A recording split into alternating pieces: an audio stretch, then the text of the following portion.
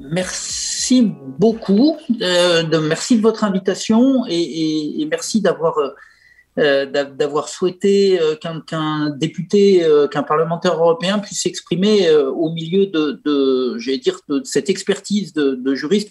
Moi, il se trouve que je suis juriste aussi dans la vraie vie, en dehors de la politique, mais moi, j'ai toujours plaisir, évidemment, à entendre l'analyse qui est faite juridiquement d'une situation. Après, vous attendez pas de moi que je fasse de l'analyse purement juridique parce que, heureusement, nous avons la capacité parfois au Parlement de dépasser les contraintes.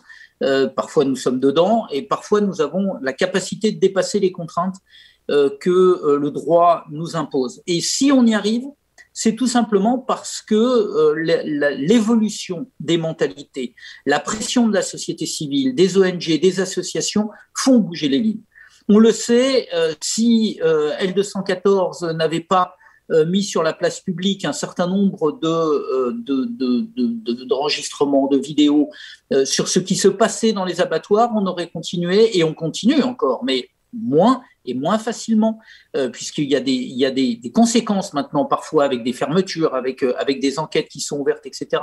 On sait que sans ces mises en œuvre de la société civile, le droit n'évolue que fort peu, la jurisprudence n'évolue pas du tout, et nous avons les pressions des conservateurs qui font que rien ne bouge. Alors que quand la société civile bouge, elle est en capacité d'entraîner derrière le Parlement et les autres institutions à faire bouger les lignes.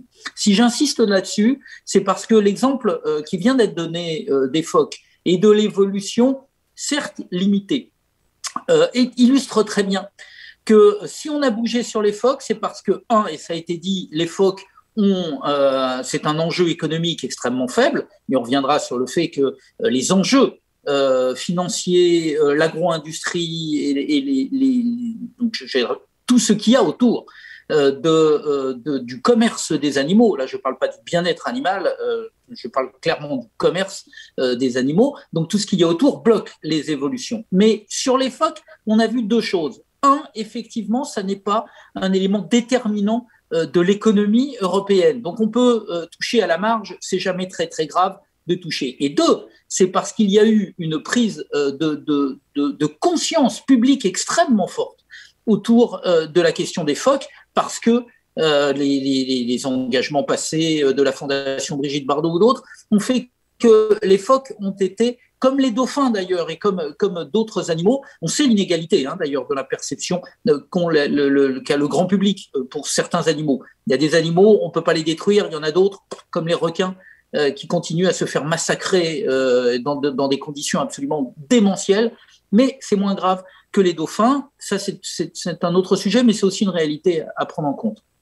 Mais donc, la réalité vraiment concrète que moi je vis au Parlement européen, et je peux vous dire deux mots sur l'évolution, c'est que plus la pression de la société civile est importante, plus les consommateurs, et au-delà des consommateurs, puisque les véganes ne sont pas des consommateurs, mais en revanche, ils sont des citoyennes et des citoyens. Et donc, plus la pression est importante sur les conditions dans lesquelles les animaux, notamment d'élevage, sont élevés, sont transportés, sont abattus, eh bien, plus la pression est forte, plus le focus est fait dans la société et plus le législateur est obligé de bouger et de faire bouger les lignes. Et donc l'exemple que je voulais vous donner, c'est celui du transport. Vous avez eu la gentillesse de rappeler que j'étais membre de la commission d'enquête que le Parlement européen a mis en œuvre sur les conditions déplorables de transport des animaux vivants au sein de l'Union et aux frontières avec l'export en dehors de l'Union. Mais moi, je peux témoigner, je l'ai porté, cette commission d'enquête, dans le cadre du précédent mandat. Précédent mandat, tout le monde ne suit pas nécessairement les élections européennes, il s'est terminé en mai 2019, juin 2019. Donc sur la période 2014-2019, nous avions réussi à obtenir le nombre de signatures, il fallait 180 députés sur 750, nous les avions eus, et notre commission d'enquête devait passer en plénière pour être validée. Et elle avait été bloquée au niveau des présidents des commissions, c'est-à-dire que tous les présidents des grands groupes, à l'exception à l'époque des Verts et de la gauche, de ce qui s'appelait la GUE, donc la gauche de la gauche, eh bien, à l'exception de ces présidents-là, tous les autres avaient bloqué cette commission d'enquête. Et cette mandature étant repartie, nous avons représenté à la signature des nouveaux députés la même commission d'enquête. Et cette fois-ci, elle est passée. Aucun président de groupe n'a osé s'opposer à cette commission d'enquête et elle a même été mise en scène de manière assez forte, avec une communication forte du Parlement. Voilà. Et ça c'est 2-3 ans d'écart. Mais 2-3 ans pendant lesquels des télévisions, notamment allemandes et françaises, ont diffusé des reportages sur les conditions affreuses à la frontière en Bulgarie, par 35-40 degrés au soleil. Enfin bon, j'ai pas besoin de vous les décrire, elles sont connues du grand public, ces conditions. Eh bien, nous avons réussi à faire bouger les lignes grâce à ça. Donc c'est simplement la note d'optimisme que je voudrais apporter dans le cadre d'analyses que je ne conteste évidemment pas, qui sont la réalité objective. Mais c'est pareil pour le CETA, enfin pour les échanges avec le Canada. C'est pareil avec les échanges pour le Mercosur. Pour le moment, on a réussi à bloquer le Mercosur.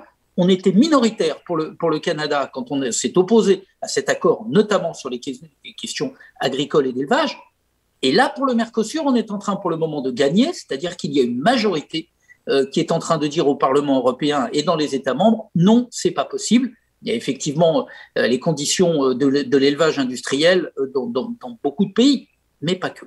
Voilà, donc moi, ce que je voulais, juste le témoignage que je voulais vous dire aujourd'hui. Oui, vous avez raison de dire que l'Europe a des compétences assez faibles, que par ailleurs, comme dans nombre de pays européens, le bien-être animal est directement lié à la question agricole. C'est-à-dire que moi, je me bats depuis des années pour qu'on retire des commissions agriculture ou qu'on retire du ministère de l'Agriculture la question du bien-être animal. L'animal ne se résume pas à être une marchandise que l'on élève pour être abattu et pour être mangé. L'animal, c'est beaucoup plus que ça. Et je pense que je n'ai pas besoin de vous en convaincre, ni de vous l'expliquer, vous le savez. Donc on évolue aussi sur le statut. La chose n'est plus vraiment une chose. Bon, on fait bouger les lignes. Mais donc l'Europe est encadrée par un certain nombre de textes. Pour autant, ça bouge. Je voulais montrer l'exemple du transport. On en a d'autres. Il y a les questions de l'abattage, évidemment, qui ont été évoquées, j'imagine, dans votre colloque, sur les abattages rituels, sur les dérogations. Il y a évidemment la question des directives ASO, de la biodiversité, de la chasse, de la protection d'un certain nombre d'animaux. Donc, on voit les lignes bouger au fur et à mesure. L'Europe n'en fait pas suffisamment, mais l'Europe en fait parfois plus que grand nombre d'États membres. Mais les choses, moi, c'est vraiment ce que je voulais, c'est un court message, mais un message important. Nous ne faisons pas assez. Non, le bien-être animal n'est pas pris comme un élément essentiel de l'Europe. Les politiques commerciales, les politiques financières, l'emploi autour de l'agro-industrie, etc., sont prioritaires par rapport à la question animale pour le moment. Mais c'est en train de bouger. On se faisait rironner il y a encore quelques années quand on parlait de la question animale, mais vraiment tout le monde nous disait non mais attendez, c'est pas le moment, il y a plus important, il y a le chômage, il y a les enfants qui souffrent, etc. On commence à comprendre dans la classe politique d'une manière générale, on commence à intégrer le fait que ça n'est pas parce qu'on fait moins souffrir les enfants que l'on doit faire plus souffrir les animaux, ça n'est pas parce qu'on laisse la corrida se développer que demain il y aura moins de chômage dans les pays du Sud ou les pays où la corrida existe encore. Donc on commence à comprendre cela. Le législateur fait bouger les lignes. Voilà. Donc l'exemple du phoque, l'exemple des transports sont peut-être tout simplement les prémices d'une évolution législative. Le blocage du Mercosur et d'autres grands accords comme ça sont également les momentum particuliers où j'allais dire, la société civile commence à rejoindre le droit, où le droit commence à se mettre au niveau de ce que les citoyennes et les citoyens attendent. Voilà. Donc, pardon de ne pas avoir été très juridique, pardon d'avoir été plutôt factuel, mais je pense que c'est aussi ça que vous attendez d'un législateur. C'est pour vous dire que le travail que vous faites de réflexion est absolument majeur parce qu'il va nous donner les outils juridiques pour pouvoir faire bouger les lignes et faire en sorte que la condition animale, pas simplement le bien-être des animaux d'élevage autour de la PAC, mais que la question animale soit traitée dans son ensemble et évolue.